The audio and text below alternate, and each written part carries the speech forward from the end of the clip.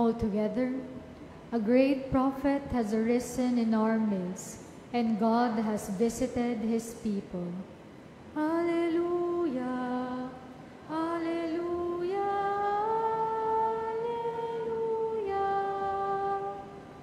alleluia, alleluia, alleluia, alleluia. The Lord be with you. And with your spirit. A reading from the Holy Gospel according to Luke.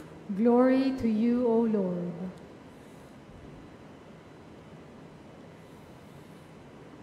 Jesus journeyed to a city called Nain, and his disciples and a large crowd accompanied him. As he drew near to the gate of the city, a man who had died was being carried out, the only son of his mother, and she was a widow. A large crowd from the city was with her. When the Lord saw her, he was moved with pity for her and said to her, "Do not weep." He stepped forward and touched the coffin. At this, the bearers halted, and he said, "Young man, I tell you, arise." The dead man sat up and began to speak, and Jesus gave him to his mother. Fear seized them all, and they glorified God, exclaiming, "A great prophet has arisen in our midst, and God has visited his people." This report about him spread through the whole of Judea and in all the surrounding region. The Gospel of the Lord. Praise to you, Lord Jesus Christ.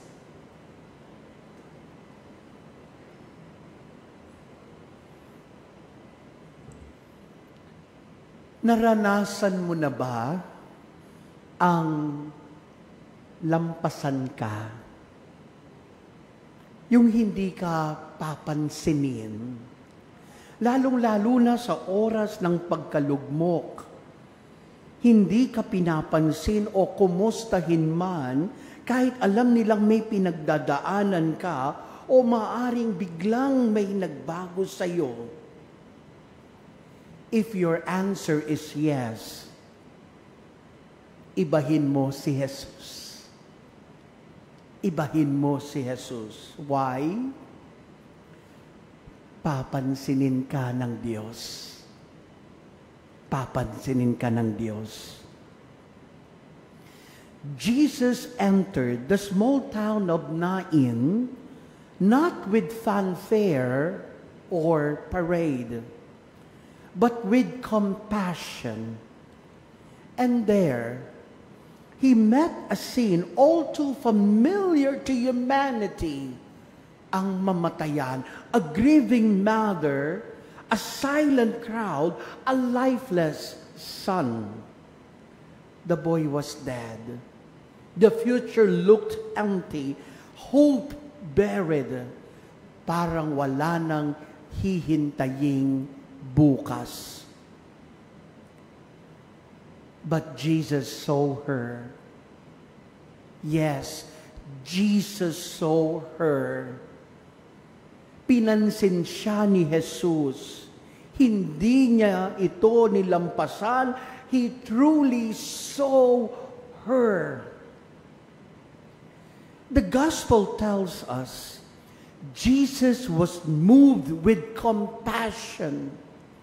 And without being asked, without conditions, he stepped into her sorrow. He touched the stretcher, and with the word, "Young man, I say to you, arise." He gave him back to his mother. My friends, my sisters, and my brothers, this is more than a miracle.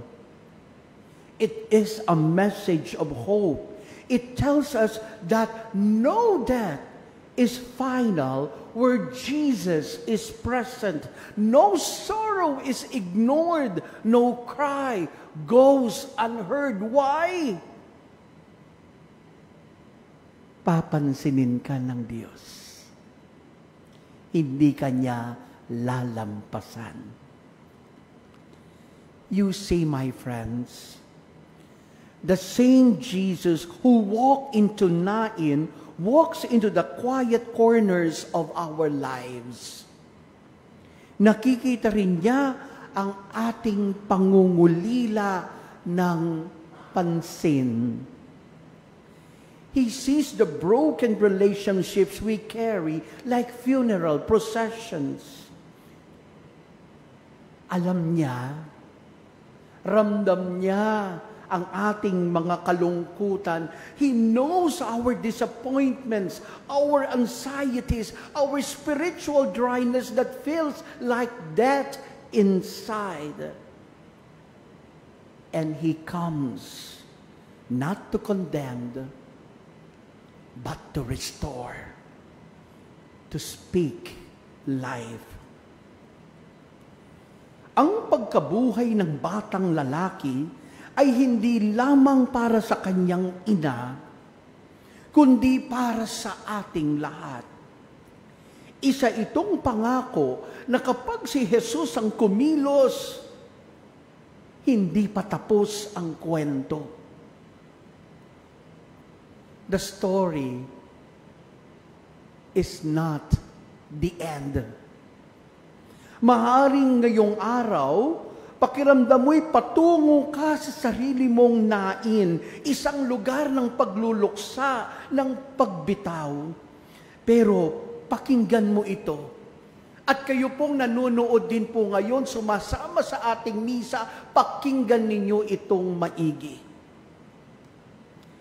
Si Jesus ay papalapit na sa lugar na iyon upang salubungin ka. Hindi siya nananatili na malayo. Kasama natin siyang naglalakad, nakikiramay at sa tamang panahon, siya'y nagsasalita ng buhay. Huwag kang sumuko. Huwag na huwag kang susuko. Huwag kang matakot sa katahimikan o sa lungkot. Si Jesus ay patuloy na magbibigay buhay sa mga akala nating wala na. Bumubuhay pa rin siya ng patay, hindi lamang sa libingan, kundi mula sa kawalan ng pag-asa, kasalanan, at kalungkutan. Hayaan